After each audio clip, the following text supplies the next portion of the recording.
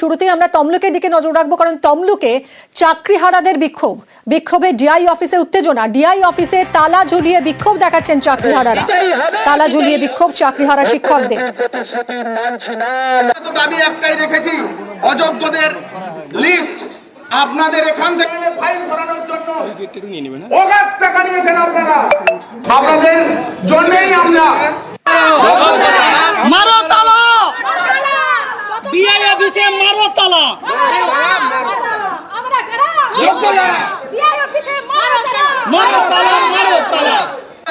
কথা বলবো সুজিত আমাদের প্রতিনিধির সঙ্গে। সুজিত, ডিআই অফিসের সামনে বিক্ষোভ দেখাচ্ছেন চাকরিহারা শিক্ষকরা।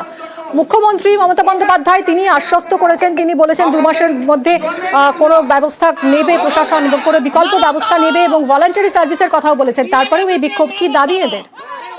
তাদের দাবি যে তারা যোগ্য, তাদের নিয়োগ কেন বা কিভাবে, এই ইস্যুতে তারা ডিআই অফিসে গিয়ে শুধু বিক্ষোভ দেখাচ্ছে না, ডিআই অফিসের দরজায় তালা ঝুলিয়ে দিচ্ছে। একই সঙ্গে ডিআই অফিসে ঢুকতে যাওয়া কর্মীদেরকে, তারা কর্মচারীদেরকে ঢুকতে না দিয়ে তারা বিক্ষোভ দেখাচ্ছেন এবং বিক্ষোভ ঘিরে রীতিমতন বলা যায় উত্তপ্ত পরিবেশ।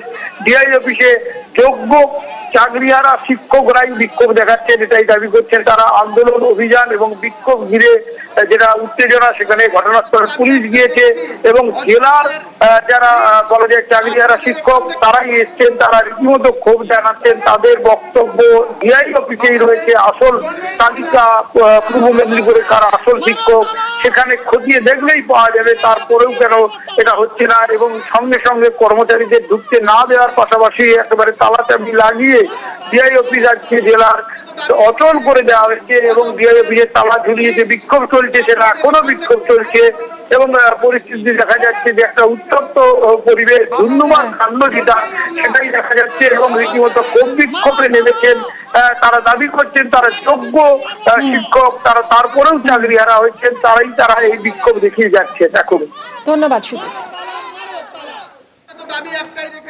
আজকে আমরা ডিআই অফিসে তালা ঝুলিয়ে দিই, কারণ এই ডিআই অফিসে আমাদের ভেরিফিকেশন হয়। এই ডিআই অফিস থেকে অ্যাপ্রুভাল পেয়েছি, এই ডিআই অফিসকে আমাদের বেতন হয়। আর এই ডিআই অফিস থেকেই নোটিশ পাঠিয়ে দেওয়া হচ্ছে এবং সেন্সার ফিল আপ করতে বলা হচ্ছে যে 2016 যারা